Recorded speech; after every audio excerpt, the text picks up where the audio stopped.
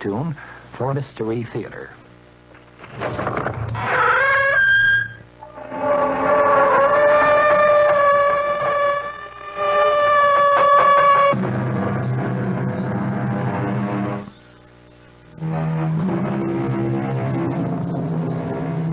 Come in. Welcome. I'm E.G. Marshall. The line between fact and fancy is often a very thin one. The border that separates illusion is very narrow, just as the distance from sanity to madness and back again to sanity can be a very short one. And do we always know where the real world leaves off and the dream begins? Sometime the spirit of a man die before his body die. When his soul, his spirit, die before the rest of him, then the god Marco is his especially sad.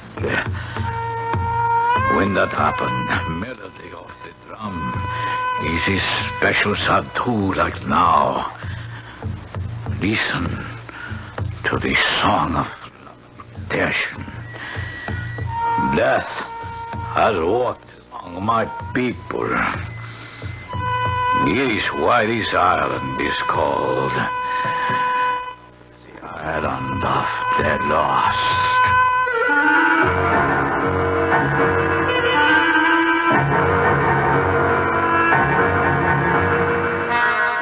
Our mystery drama, Island of the Lost, was written especially for the Mystery Theater by Arnold Moss and stars Norman Rose. It is sponsored in part by Anheuser-Busch Incorporated, Budweiser, and Buick Motor Division. I'll be back shortly with Act One.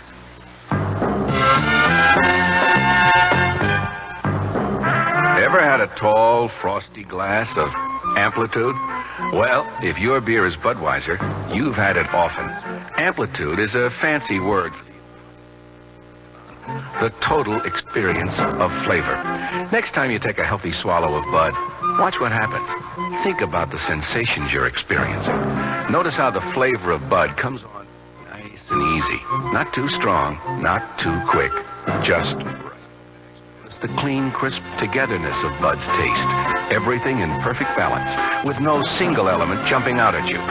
And there'll be no aftertaste either, no hanging on. And you'll be refreshed and ready for another glassful. Actually, Bud drinkers have been experiencing Amplitude for years, but they just say Budweiser, and that says it all. Anheuser-Busch, St. Louis.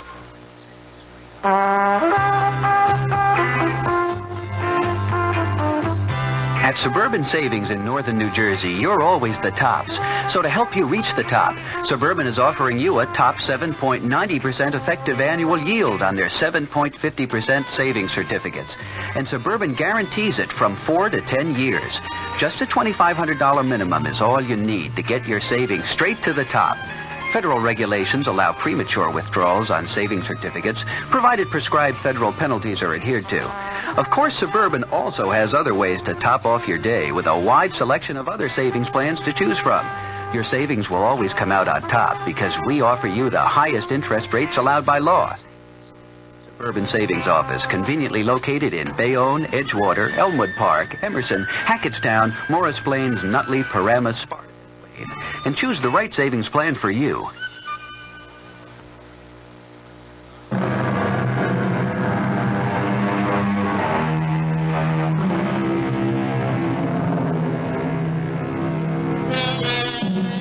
Dreams have breath and tears and tortures and the touch of joy. They leave a weight upon our waking thoughts. They take a weight from off our waking troubles. They can divide our being. They can become for us the heralds of eternity. For Tony Bridges, it began in the office of his eye doctor. Tilt your head back just a trifle more, Tony. So, very good.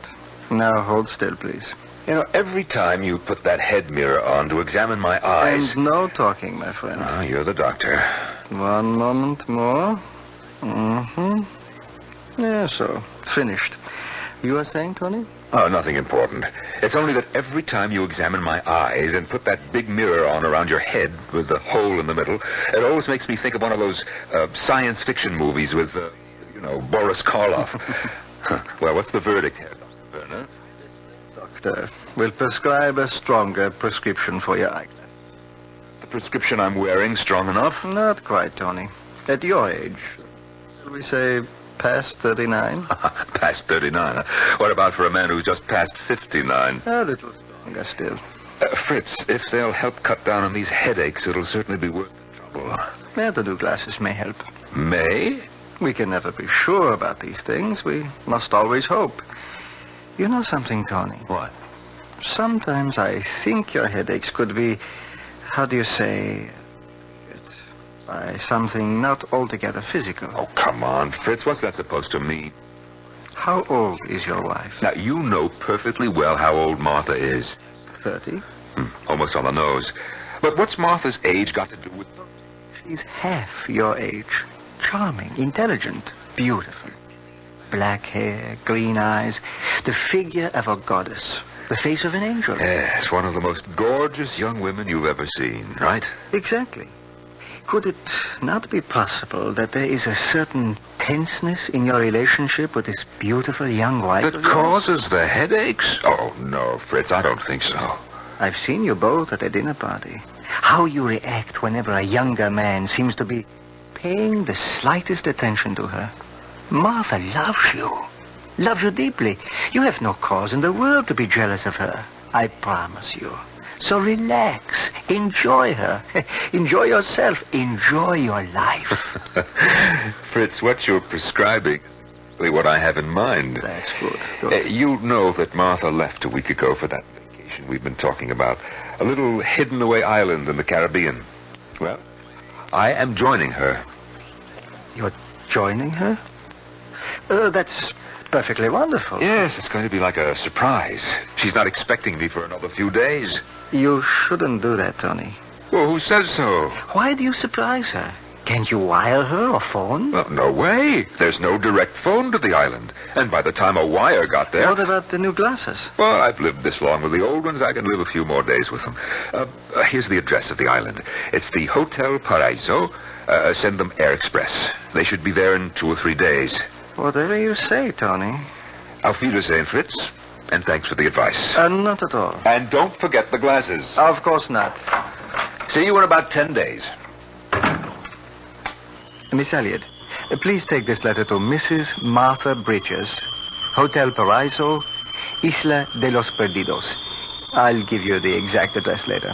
Send it airmail, special delivery, and mark it urgent. Ready?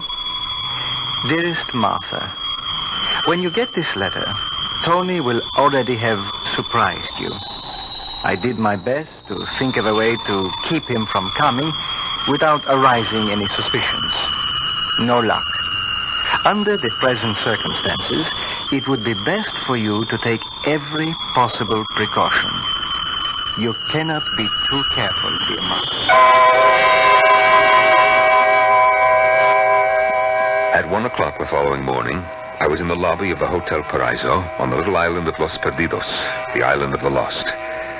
Behind the desk, his feet on the desk, was a bald, fat little man, fast asleep. Excuse me. Maybe this will work.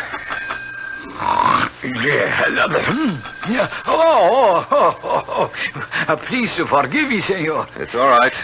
I was just taking a few winks of sleep. It's my fault. It is a little late. 1 in the morning, your time. Oh, the hour is of no importance, senor.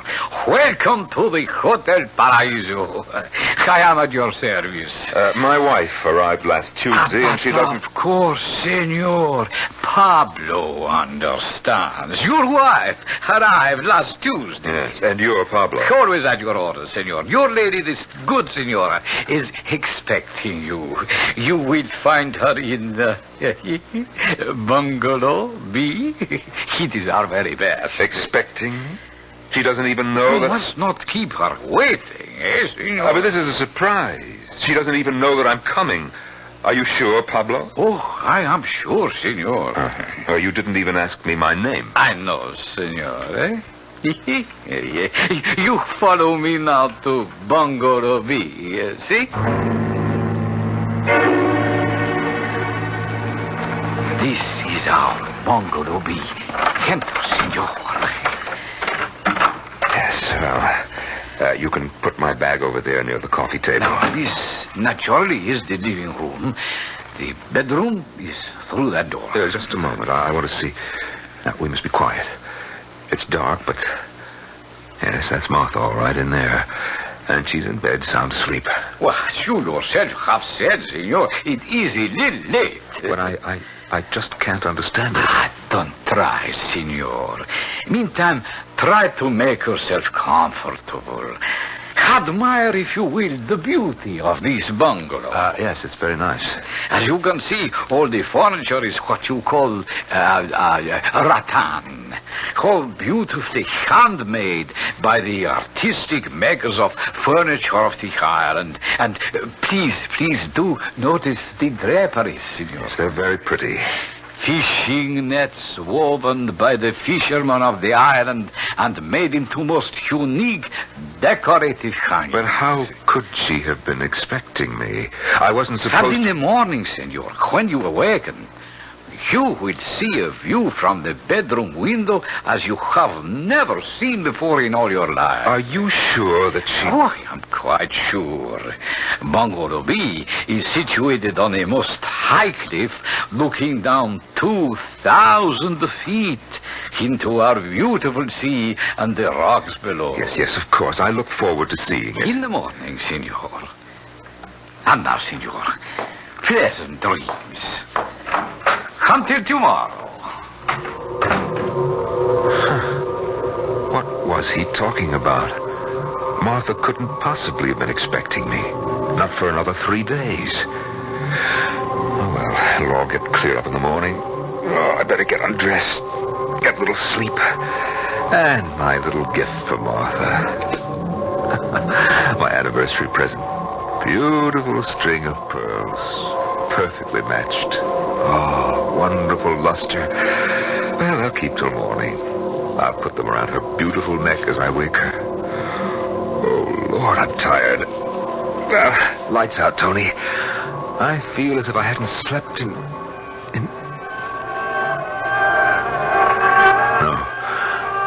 No, not again. Not here, of all places. Oh, that pain is coming again. It's spreading down the whole side of my face. It's hard to breathe. It is me, my darling. Alberto. I'm sorry to be late. Oh, I beg your pardon. What are you doing here? I apologize, sir. A frightful mistake. I thought this was Bungalow B. This is Bungalow B, young man, and I'm afraid that you've made a very great mistake. If this is Bungalow B, I have made no mistake. Who do you think you're looking for? I cannot see, senor, but this can not be any of your business. Shh, please, keep your voice down. My wife is in there asleep. Your wife? This is beginning to be most amusing. That beautiful young woman is the wife of an old rooster like you? This is very funny. Your wife? Now listen, you better leave. You've come to the wrong place. Perhaps it is you who have made the mistake. The American girl told me that... Get out of here fast before I kill you. So, the old man has a gun, too. Yes, and it is loaded. Out. As you say, senor. She is all yours, old man. Good night and good luck. As the door slammed shut, something exploded inside me. I knew that these last few months of doubt, fear, suspicion about Martha were based on something more than fantasy. This young man was evidence of it, clear and tangible proof. I hadn't been expected for a few days, and Pablo had mistaken me for this young man. My brain began to pound like a trip hammer. I no longer trusted myself to be in the same room with Martha if I stayed. At that moment, I looked down at my hands. The string of pearls was still in them. I tore them apart furiously. and watched as they rolled to the floor. All night long, I wandered as though drugged up and down the long miles of beach, ghostly white in the moonlight. In the morning, weary and numb, I found my way back to the lobby of the hotel. Tony! Darling! No, it can't be. When did you get here? Last night's plane, connecting boats. Oh, darling, why didn't you let me know you were coming? Well, I had a crazy idea, Martha. I wanted to surprise Well, you. you certainly have. Why didn't you come to the bungalow? Oh, I did, Martha. Oh, Tony, I would have heard you. I came in very quietly. Is anything wrong? Are you all right, sweetheart? Oh, yes, I'm just dandy. Well, where did you sleep last night? I didn't. I walked along the beach after I left the bungalow. Oh, why should you have done a silly thing like... Martha, what have you been up to since you got here? Oh, Tony, dear. Now stop it. I won't be cross-examined. You know very well. Who was that young man, Martha? What are you talking about? What young man? The young man who came calling on you in the middle of the night. He said he had an appointment. I haven't the remotest idea what you're talking about. I'm leaving on the next boat. It goes at 4 o'clock. Tony, could we go over to the bungalow, please? We can't talk here in the lobby. All right. Whatever you like, Martha.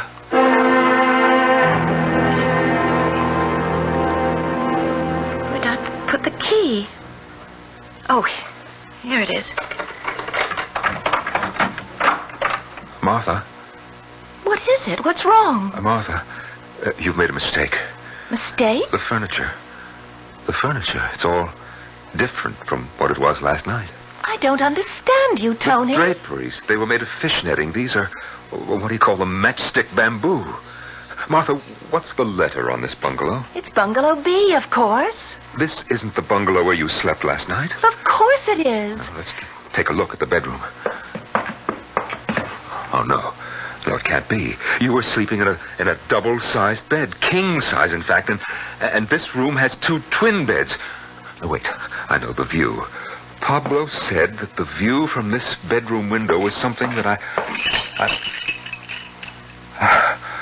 What is wrong, Tony? Well, he said that there was a beautiful view of the sea and the rocks below the cliff and palm trees. Martha, what do you see out of this window?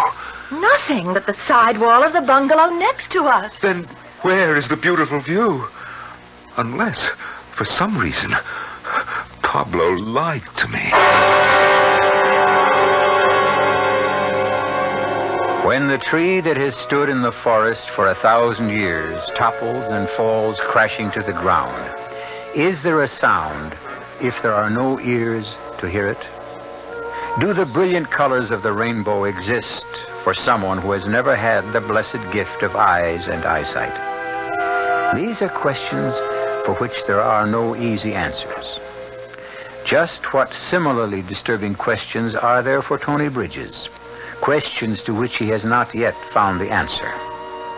We'll find out shortly when I return with Act 2. Excuse me, sir, but do you know what happens this time of year? Right on, pal. I happen to know that right about now a freak blizzard falls on Dumont, New Jersey, and they're snowed in for the rest of the summer. Happens every year. No. You see, what happens this time of year is that you can get a particularly good deal on what is perhaps the most luxurious mid-size car on the market, the mid-size Buick Century Regal. Well, what good's a car when you're hopelessly snowed in? Well, that's a point. Hey, Mom, what's for dinner? Hey, Mom, what you got? Here's this week's dinner winners from your ShopRite supermarket. Fresh American whole leg of lamb, just 97 cents a pound. Shoulder lamb chops, $1.27 a pound. First cut beef chuck steaks, 59 a pound. Semi-boneless beef chuck roast, 99 cents a pound. Fresh pork spare ribs, 89 cents a pound. Fresh honeydew melons, just 69 cents each. Lots of variety for your menus and savings, too. Get a lot more for a little less throughout your ShopRite store. She loves her family. She wants the best. She does all that she can do. She lets ShopRite do the rest. Hey, Ma, what's for dinner? ShopRite has the answer. This is WOR New York, your Mystery Theater station. Worthy events for Tony Bridges of the night just past, the tree falling in the forest unheard, or colors never seen. What was the logical explanation? For Tony, what had happened was all a little strange and curious. Martha and I talked all morning. She finally convinced me that everything that had happened last night was, in fact, a series of reasonable coincidences that spelled out mistake. For the first time in months, I felt as close to Martha as I ever had, and I knew she felt the same way about me. We went for a walk into the mountains that rose behind the hotel. On the way back, just as we were nearly at the bungalow, Martha lost her footing, turned her ankle badly. I carried her into the bedroom. She rested while I unpacked and ordered dinner in our rooms. So, with your permission, senor, a beautiful dinner has been prepared for you and the senora. Look here. This fish was swimming happily in the sea only half an hour ago. And 1 hour ago, these beautiful vegetables were growing proudly in our own garden. Yes, thank you. Thank you very much, Pablo. It all looks beautiful indeed. So I placed the dinner here on the table. Thank you. And, senora, I hope you do not suffer too much pain. No, it only hurts if I try to move it or put weight on it. You just stay where you are for a day or two, and it'll be fine, I'm sure. It is essential that one exercise care when walking in our beautiful mountains. From the time when there were earthquakes here, there are some cracks where one can trip and twist an ankle. Oh, really? This is earthquake country. I didn't know that. Senor, was. Not in any more than 40 years. Now, there. Your dinner is served. I leave you to the enjoyment of it. Buenas noches to you both. Senor, senora. Well, let me get these few things away in the closet, and then we'll have our so beautiful dinner. Do you have the key, dear? What key? To this second closet. It's locked. Oh, I forgot. There isn't any key. Pablo said the last guest took it with him. There's no master key, so he's ordered a duplicate from the mainland. Oh, well, I'll put my stuff in your closet then, all right? The key should be here by tomorrow or the next day. Oh, that's great.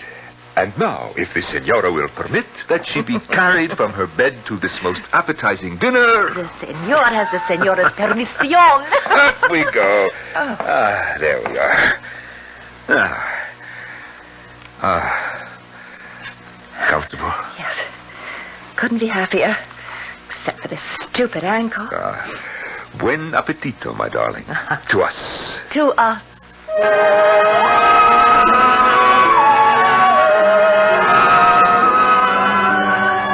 In the middle of the night, I was wakened by the most curious sensation. My bed was being shaken violently. All around me, I had the feeling that the furniture, the pictures on the wall, were vibrating in some strange way. The whole bungalow was quivering. Martha, are you all right? Martha, are you awake? Oh, where's that light? Oh, there. Martha. Her bed was empty. Martha, where are you? Where could she be? Then I suddenly remembered her ankle. How could she have left her bed? Where could she have gone? What had Pablo said about this once having been earthquake country? Of course, that's what was happening. At your service, senor Bridges. We're in the middle of an earthquake, aren't we? Earthquake? There is no earthquake, senor. But of course there is. What are we supposed to do?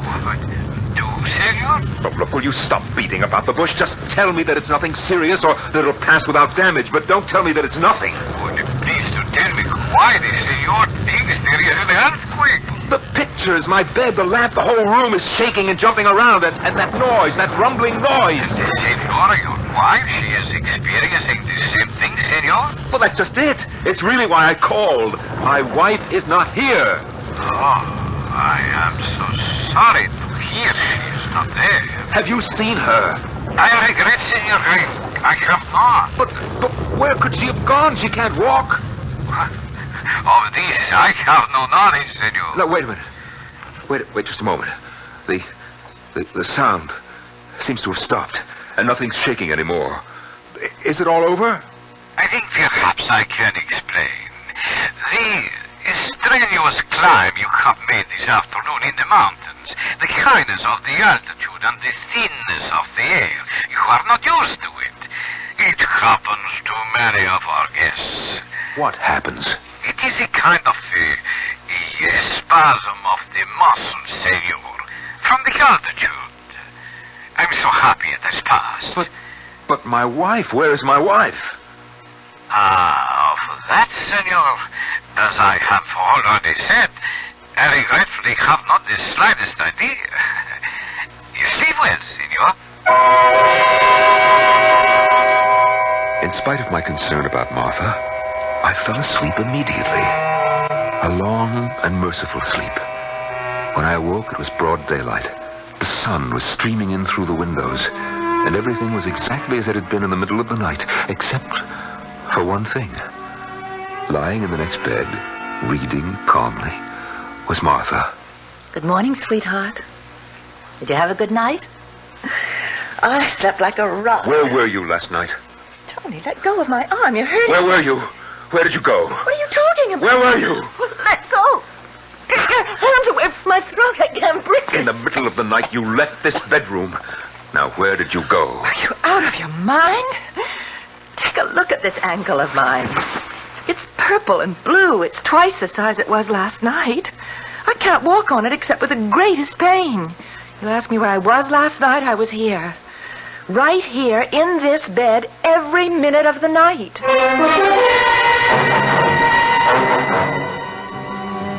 A couple of days passed. They were blessedly peaceful, uneventful, golden. 2 days before our vacation was to end, Martha's ankle was strong enough for her to venture out on another little walk into the hills that ran along the edge of the cliff that overlooked the sea below.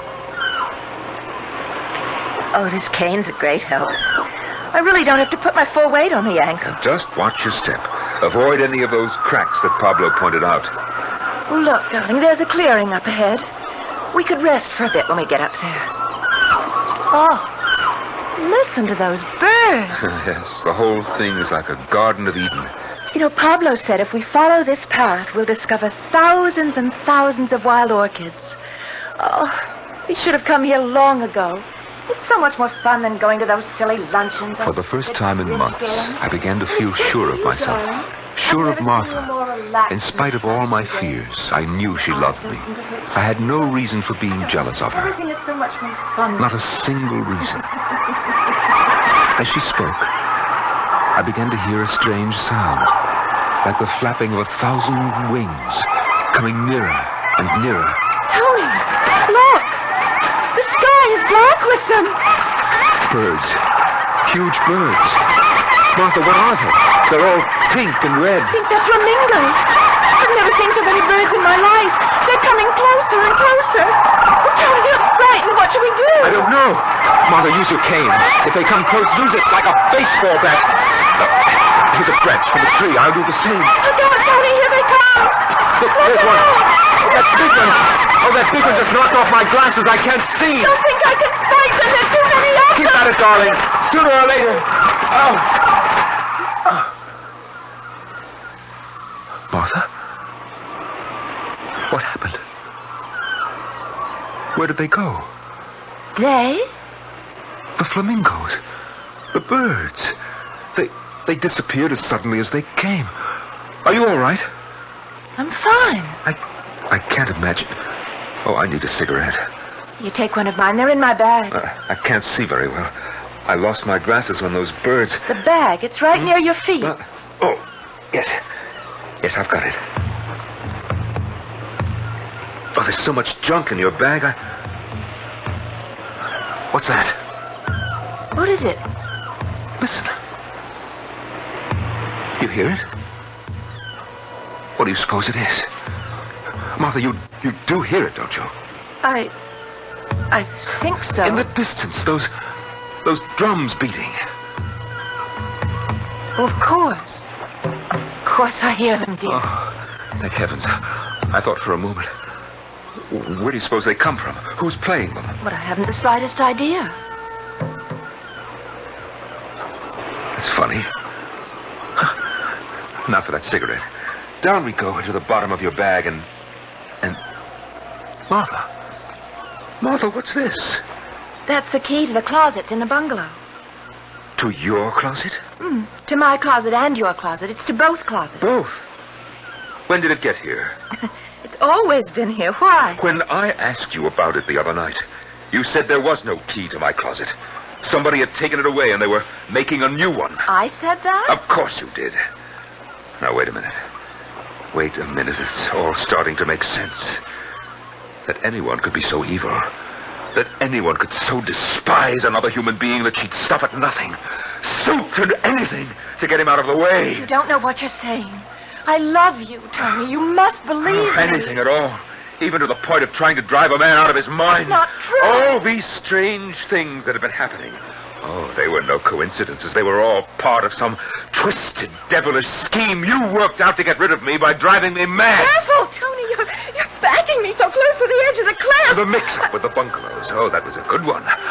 How did you work that? And the business of your ankle and disappearing in the middle of the night. That was worthy of a master. Stop it, Tony! And the birds, huh? And now this key. Oh, you missed your calling, Martha. You should get an act together. Martha, the mysterious magician. She mystifies. She confuses. The hand is quicker than the eye. She cheats. She lies. But it's all part of the act, isn't it, Martha? Isn't it? Careful, Tony. I'm losing my balance. Tony! Long trip, Martha. 2,000 feet. And those sharp rocks down there can't be very comfortable, can they? The act is over, Martha. Curtain, Martha. Jealousy is said to be the child of love. But if the parent does not do his best to strangle the child will not rest till it has poisoned its own father, which may well be the case with Tony Bridges. To what further extremes will the deadly venom of his jealousy drive Tony?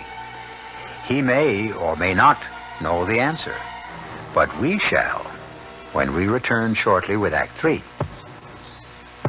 Give your hand to a friend, give your heart to your love, but give your cold the contract, the sooner the better. The common cold is a rotten thing. You miss so much. Sneezing, drips, and congestion can drag you down. Then, ask yourself the contact question. 6 or 3 or 1. You'd need 6 cold tablets, 2 every 4 hours, or 3 ounces of Cold's liquid, 1 every 4 hours, or just 1 contact for up to 12 hours continuous relief of those symptoms. That's daytime, then nighttime relief. Both the others have things for aches and fever, and the liquid, something for coughs. Not found in Contact 600 Tiny Type pills.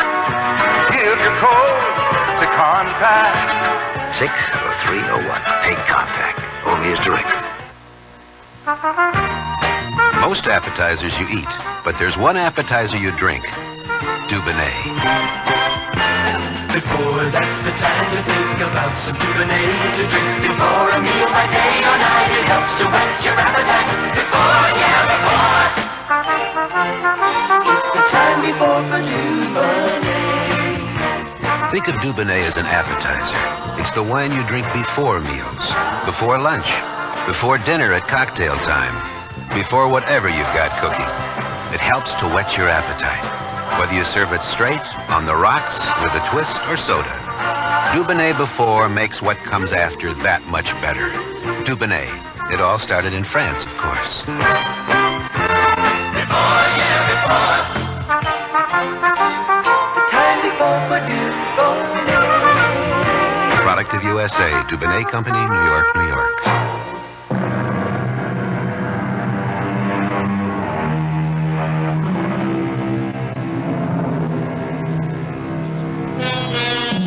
A glorious feeling of exhilaration flowed through Tony. His head was as light as if he'd drunk too much champagne. For the first time in years, he no longer had a heavy millstone around his neck. The torment of having a beautiful young woman for a wife. Tony Bridges' only concern now was to find some way to get off the island before Martha's body was discovered.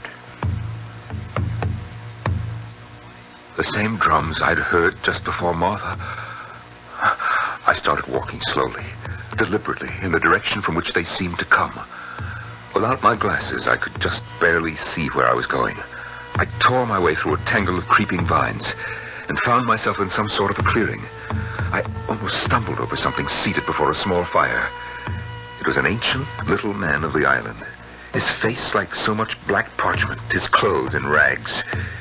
He sat there, hunched over the smoky fire, blinking his eyes and mumbling. I beg your pardon. It is all my fault. I should not sit in the middle of the path, but it is a good place to meditate. Who are you? What's your name, old man? He is long forgotten, my name, even by me.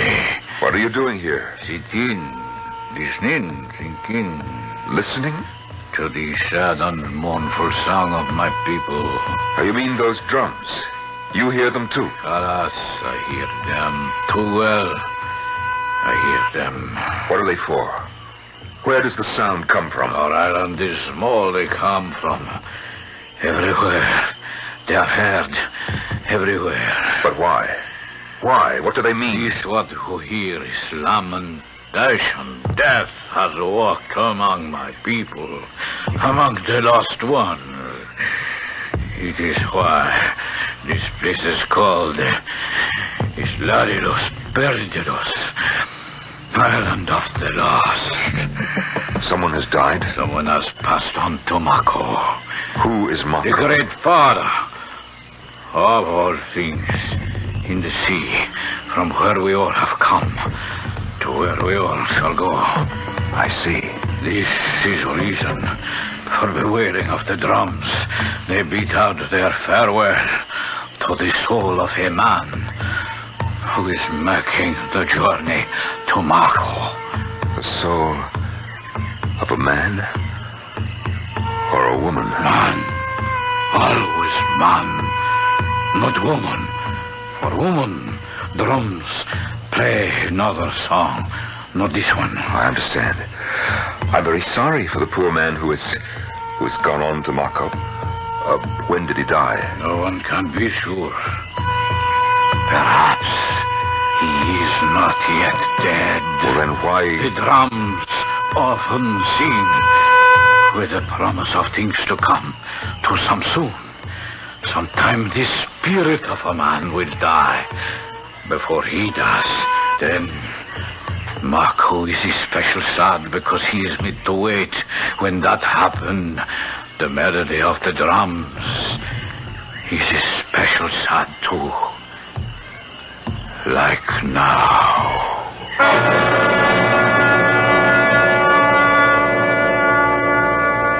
I left my ancient friend as quickly as possible. Made my way back to the hotel. I couldn't stop thinking of all the confusing things that had happened since I arrived on this cursed island. The mix-up with the bungalows, the visitor that first night, the missing closet key, what I had thought was an earthquake, Martha's apparent disappearance in the middle of the night in spite of her bad ankle, the attack by the flamingos, and finally, my realization that Martha, in some way, has made all these things happen to drive me out of my mind. Well, hold on there. Has made things happen. Made things happen. Martha is dead. Her body at this very moment is being battered against the sharp rocks by the angry waters of that beautiful blue sea. Senor Bridges, I have been looking for you all over. What do you want? Most especially, I have been looking for the senora, your wife. What is it? For you, senor, this small package has arrived by this morning's boat. Thank you, Papa. And for the senora, this letter. Handmade, very special delivery. He's marked most urgent. Yes, I'll take it. You will be sure, senor, it reaches the hands of the senora. Is also marked very person. Don't worry. Thank you, senor. I walked over to Bungalow B. Once inside, I collapsed into the big chair, feeling as though my lifeblood had been drained from me. I opened the package addressed to me. Good old Fritz. My glasses. I put them on, and things came into focus once again. Then I tore open the letter addressed to Martha. Very especial delivery, most urgent, very personal. As I read, my hands began to shake, my head to ache. Dearest Martha, when you get this letter, Tony will already have surprised you. I did my best to think of a way to keep him from coming without arousing any suspicions. No luck. Under the present circumstances, it would be best for you to take every possible precaution. You cannot be too careful, dear Martha. My last examination of Tony showed unmistakable symptoms. In the simplest language, of deterioration of the brain tissues. The symptoms point clearly to a situation where Tony's sanity hangs by a very thin thread. At any given moment, that thread may snap. If it does, the first manifestations will be an attack of dizziness, accompanied by a buzzing in the ears and the blurring of the vision. There are also indications of things that follow the classic pattern, that there will be a series of hallucinations. Hallucinations. He will think he sees and hears things he actually does not see or hear. He will think he has done things he has not actually done. Hallucinations. Then none of these things ever really happened. And Martha's alive. She's alive. Like everything else, I imagined that, too. I imagined that I killed her.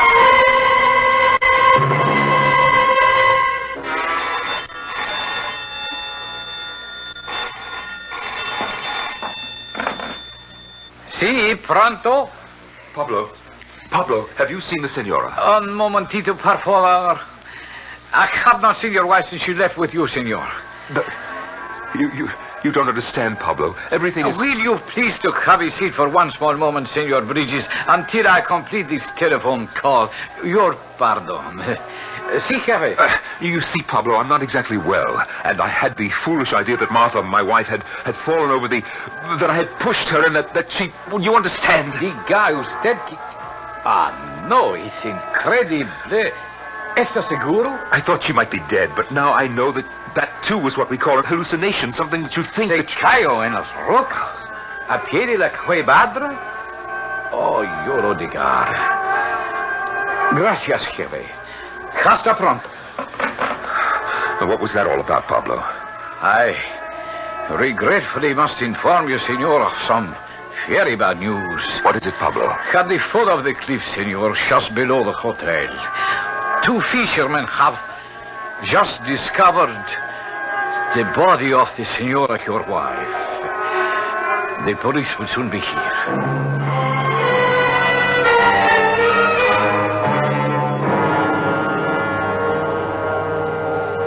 Are you all right, Senor Benitez? Oh, yes, I'm fine, Pablo. Did I hear you speaking on the phone a moment ago? The phone? Ah, si, senor. It was the contractor for the building of the annex to this hotel. And you didn't tell me something about 2 fishermen, what they found at the bottom of the cliff? Not one word, senor, about any fishermen. You said nothing about my wife? Well, no, senor. Oh, thank you. Thank you, Pablo. I'll be in the bungalow. Was that phone conversation and what Pablo had told me about Martha's body being found at the foot of the cliff, was that, too, a hallucination? Along with my backing her off the cliff? What was real? What was imagined? Was Martha dead? Was she alive? I rushed back into the bungalow. I knew Martha would be there. Dear, sweet, wonderful, beautiful Martha. Martha? Martha, sweetheart, where are you, Martha? The bedroom? The bathroom? Oh, where on earth could she be? Yes. Excuse, senor, but you have 2 visitors. I will accompany them to the bungalow. We will be there in a moment. She couldn't possibly have gone to... No, what's this? What have I got in my hand? Where did it come from? The key to my closet. I had it when I asked Martha for a cigarette, and she told me that... and it's been here in my hand all that time. Strange. I must open the closet now. I do have the key, and that's what keys are for. To open things. Isn't that right, Tony? You must excuse us, senor. These are the police of the island. No, not just this minute, please. Not till I open the door to the closet. We can tell you. The maid, when she cleaned this morning, found the door to the closet open. So?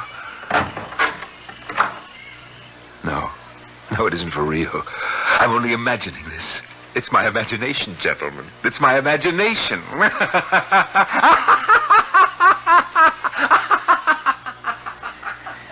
See, Senor Jefe, here in this closet, that is the body of his wife. Is strangled with a string of precious pearls.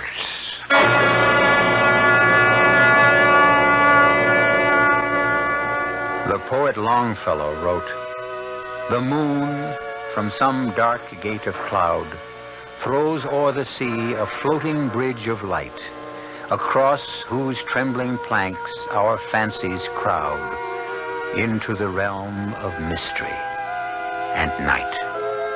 So Tony Bridges, as he stands staring into the sea, watching the floating bridge of light cast by a full Caribbean moon, Tony knows at last the difference between the real and the imaginary. Or does he? I'll be back shortly. Pardon me, miss. Can you tell me what happens this time of year? Rhubarb reaches its peak. Nope. Muskmelon reaches its peak? No. Does it in any way involve something reaching its peak? No, not really. Oh. What happens this time of year is that you can get a really outstanding deal on Buick's small but surprisingly elegant Apollo. And with what's happening to prices, you may never have a better chance to buy a Buick, huh? Hey, I know what happens. Yeah? The buzzards come back to Hinckley Ridge, Ohio. Oh. I hadn't thought of that.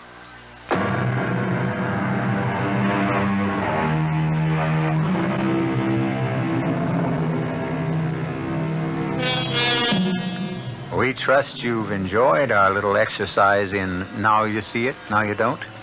Or to put it another way, a string of precious pearls should never be used for anything other than show. But that's something everybody knows, isn't it? Our cast included Norman Rose, Marion Seldes, Bob Caliban, and Ian Martin. The entire production was under the direction of Himan Brown. Radio Mystery Theater was sponsored in part by Contact, the 12-hour cold capsule. This is E.G. Marshall inviting you to return to our Mystery Theater for another adventure in the macabre. Until next time, pleasant